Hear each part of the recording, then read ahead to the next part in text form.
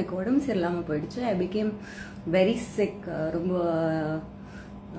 Serious sickness இருக்கு. இப்போவும் I am battling it better I think.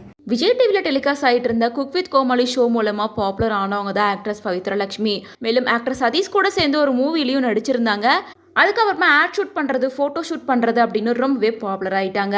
இந்த நிலையில் பவித்ராவோட வெயிட் லாஸை பற்றி பல சர்ச்சையான விஷயங்கள் சோசியல் மீடியாவில் பேசப்பட்டு வருது.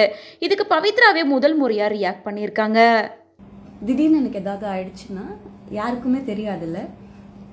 யாருக்குமே தெரியாதுன்றதை தாண்டி என்னோட பெரிய ஃபியர் என்னன்னா அப்படின்னு அந்த ஒரு தாட் ப்ராசஸ் சிங்கின் ஆகும்போது தான் எனக்கு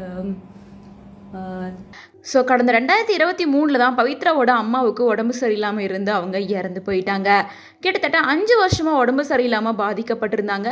ஸோ அம்மா இறந்ததுக்கு அப்புறமா ரொம்பவே டிப்ரெஷனில் இருந்த பவித்ரா லட்சுமி அது மட்டும் இல்லாமல் மாடலிங் பண்ணுறதுக்காகவும் ஆக்டிங் பண்ணுறதுக்காகவும் பிளாஸ்டிக் சர்ஜரி பண்ணி தன்னோட ஃபேஸை மாற்றிட்டாங்க. நிறைய சர்ஜரி பண்ணி தான் உடம்பெல்லாம் குறைச்சிருக்காங்க அப்படின்னு பல செய்திகள் அவங்கள பற்றி பேசப்பட்டு வந்துச்சு. இதுக்கு முதல் முறையாக ரியாக்ட் பண்ண பவித்ரா என்ன சொல்லியிருக்காங்கன்னா, என்னை பற்றி நிறைய பேச்சுக்கள் வந்துட்டு தான் இருக்கு. நான் வெயிட்டை குறைச்சிட்டேன், ட்ரீட்மெண்ட் பண்ணிட்டு இருக்கேன் அப்படின்னு பல தடவை நேர்லையும் ஸ்டோரியிலையும் சொன்னாலும் இங்கே யாருமே கேட்க மாட்டேங்கிறாங்க. நான் பிளாஸ்டிக் சர்ஜரி பண்ணியிருக்கேன், இது பண்ணியிருக்கேன், அது பண்ணியிருக்கேன் அப்படின்னு என்னை பற்றி நிறைய பொய்யான பேச்சுக்கள்லாம் வருது. இதெல்லாம் மனசுக்கு ரொம்ப புண்ணாக இருக்கு. சில கமெண்ட்ஸ் எல்லாம் பார்க்கறதுக்கே மோசமாக இருந்துச்சு. நான் இப்போ ஒரு ஹெல்த் இஷ்யூவால் பாதிக்கப்பட்டு அதுக்கான ட்ரீட்மெண்ட்டை எடுத்துட்டு இருக்கேன். என்னோட ட்ரீட்மெண்ட்டும் இப்போ நல்லபடியாக தான் போயிட்டு இருக்கு. உண்மையிலேயே என்னை பற்றி கவலைப்பட்டு கேட்குறவங்களுக்கு ரொம்பவே நன்றி. இந்த டைமில் அது எல்லாமே எனக்கு ரொம்ப தேவையாக இருக்குது. ஆனால் மீடியாக்களுக்கும் மக்களுக்கும் ஒரு விஷயத்தை நான் கேட்டுக்கிறேன். பொய்யான ரூமர்ஸை பரப்பாதீங்க. நான் ஒரு சாதாரண மாதிரி வாழ்க்கையை வாழ்ந்து முன்னேறி போகணுன்னு ஆசைப்படுறேன்.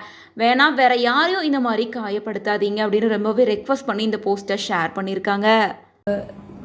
லாஸ்ட் கொஞ்ச நாளாக என்னோட பெரிய பயம் என்னென்னா, திடீர்னு எனக்கு ஏதாவது ஆயிடுச்சுன்னா, உடம்பு சரியில்லாமல் போனதுக்கப்புறம் my biggest fear is this. திடீர்னு எனக்கு ஏதாவது ஆயிடுச்சுன்னா யாருக்கு தெரியும்? there's nobody I call regularly, there's nobody I talk to regularly. Daily பேசிஸில் இவங்களுக்கு ஃபோன் பண்ணுறேன், டெய்லி பேசிஸில் இவங்கக்கிட்ட பேசுகிறேன் அப்படிங்கிற மாதிரி யாரும் இல்லை. ஸோ திடீர்னு எனக்கு ஏதாச்சும் ஆச்சுன்னா யாருக்கு தெரியும் அப்படிங்கிற ஒரு கொஸ்டின் வந்து it is been running on my mind.